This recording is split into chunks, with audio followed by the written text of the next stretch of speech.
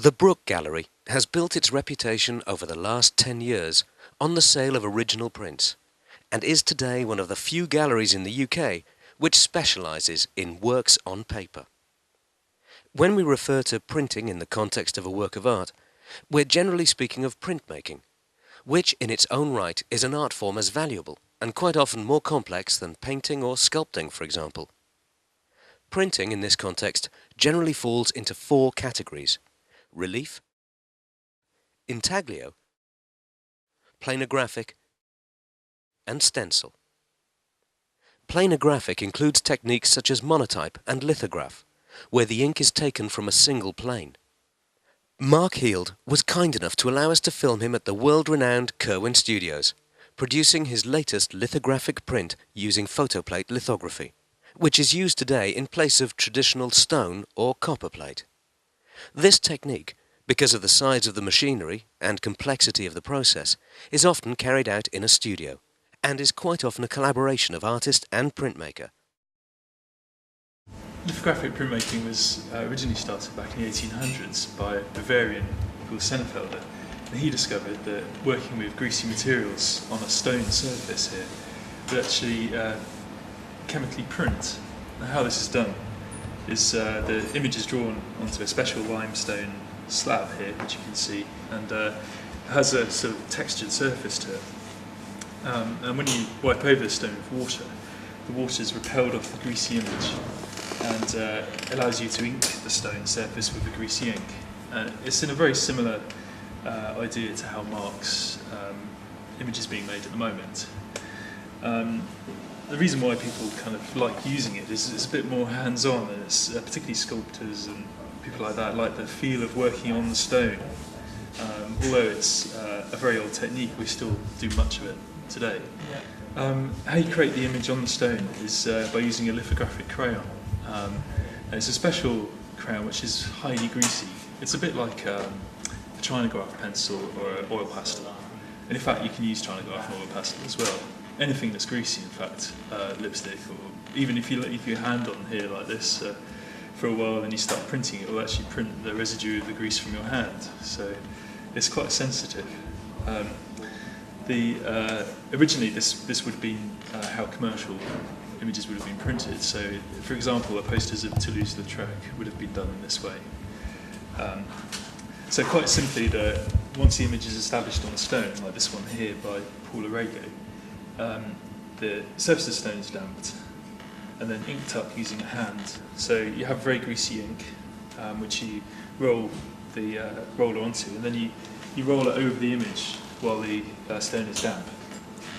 And the greasiness of the ink on the roller here sticks to the greasiness of the image that's repelled off a non-image wet area.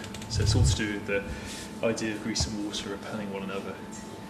And then you put your sheet of paper on over the top of the stone. If you imagine this as a blank sheet, and it goes down like that. And then you pull this over. This is called the tympan, this sheet here. And that then goes underneath the press, and pressure is applied, and you roll the carriage through.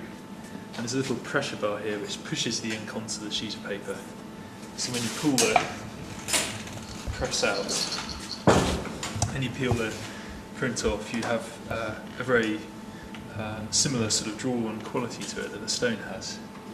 And the difference between stone printing and, say, photoplate is stone printing has a slightly more kind of almost granular, velvety, rich texture to it. It's very particular. You can see a stone lithograph has a very particular feel to it. So, as Tom mentioned, we will now be joining Mark Heald to see how the lithography process has evolved into photoplate printing. To help guide us through this process is Andrew, a technician at the Kirwan studio.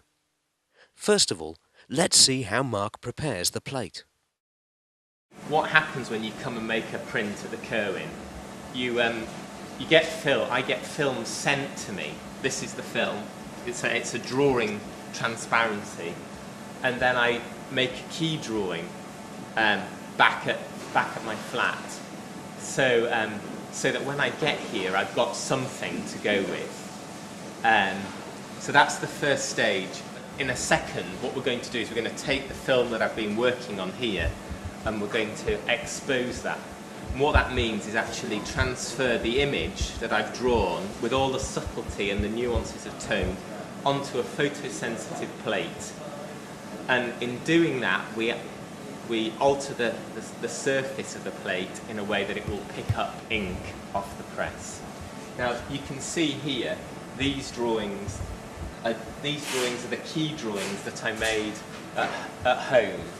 So I came in with those on a piece of like tracing paper like film, and then they've been transferred onto the plate and then printed on this press.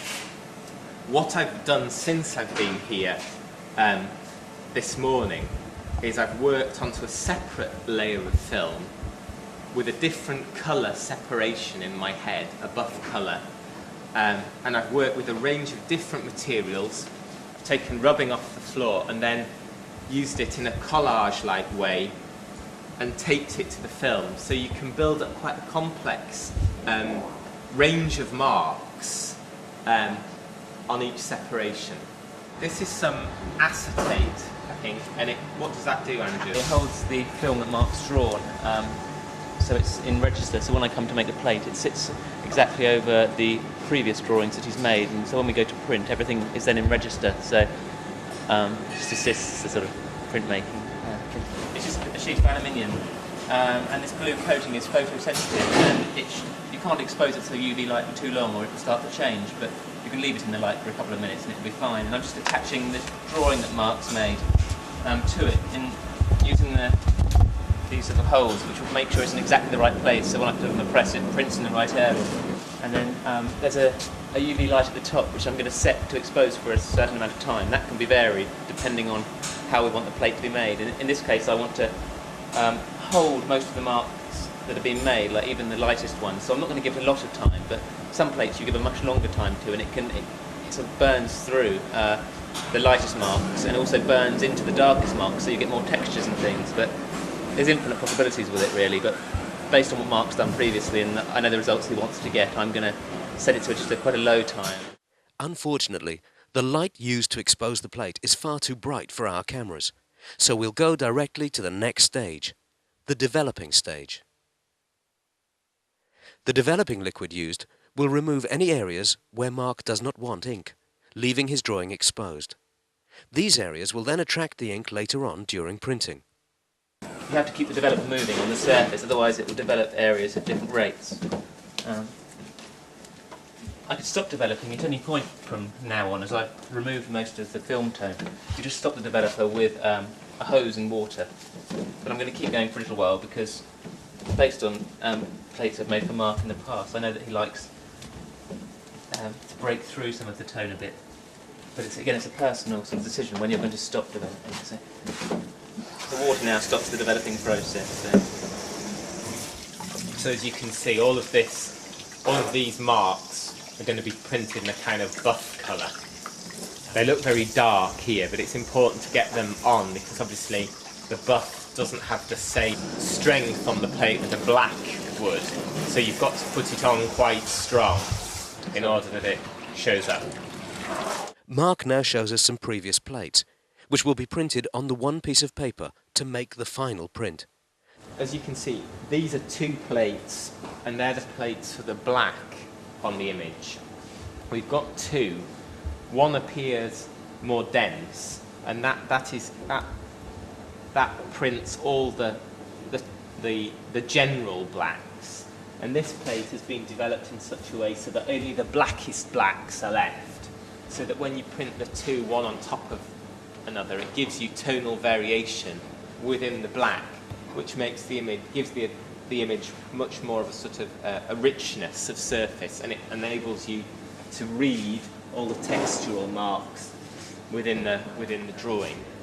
Andrew will now mix the ink, and will, along with Mark's input, come up with the final colour for this plate, largely through a process of trial and error. It's where the colours overlap, which is kind of a feature of lithography. Sort of subsequent colours are created, sort of where, like, say, this colour and the colour we use afterwards, and to get those to be as Mark would want them, each colour has to be exact in a way. So. Yeah, because not only you're thinking of the buff, but you're thinking how this buff will combine with a blue to give you a kind of a greenish or whatever. And in this print particularly, I really want to try and do that more than I've done it before. Because as Andrew says, it gives the lithography its kind of unique quality, really. This is quite a light colour, so I'm going to tint it down, actually. Dilute it with this, just a linseed or ink. It's just completely transparent. It has no colour to it. Is it like a sort of? Do you call it extender in this, or is it how? Yeah, it's kind of, people use all different terms, studios for it, but that's the principle of it. This colour seems like it would be the correct colour for marks. We have used it before, but it may be that we put it on the press and realise that it's not, and we have to clean up and start again. And sometimes it can be quite achievable, a colour that the artist wants, and sometimes you do have to sort of try something and try it and try it and try it again, because it may look right at this stage, but when it overlaps other colours and things, it may be wrong. It's just one of those things, but it's quite exciting because you learn a lot about the way colours react with each other when overlap.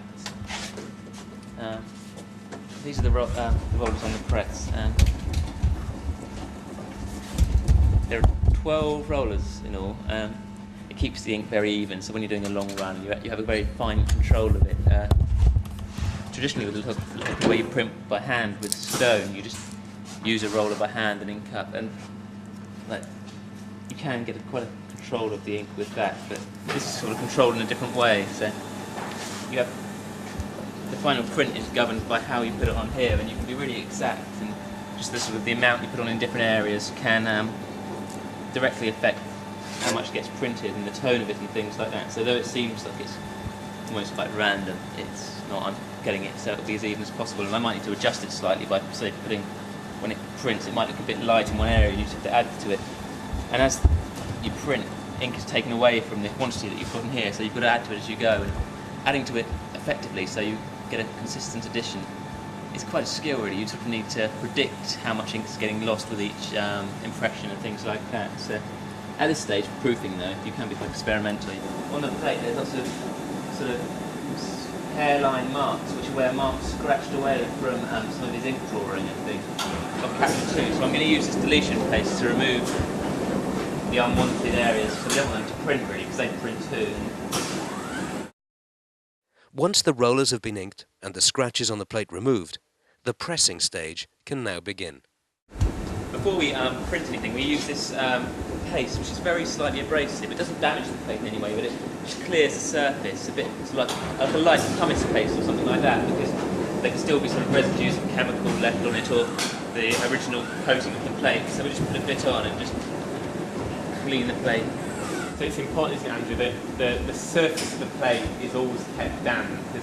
There's a degree of dampness too. If it's too wet, the plate, the water will get in the way of the ink and you won't get a nice impression. But if it's too dry, the plate will pick up ink everywhere on the areas it's not meant to, as well as the intended marks. Now I'm just going to take some impressions on some waste paper just to see how it's printed.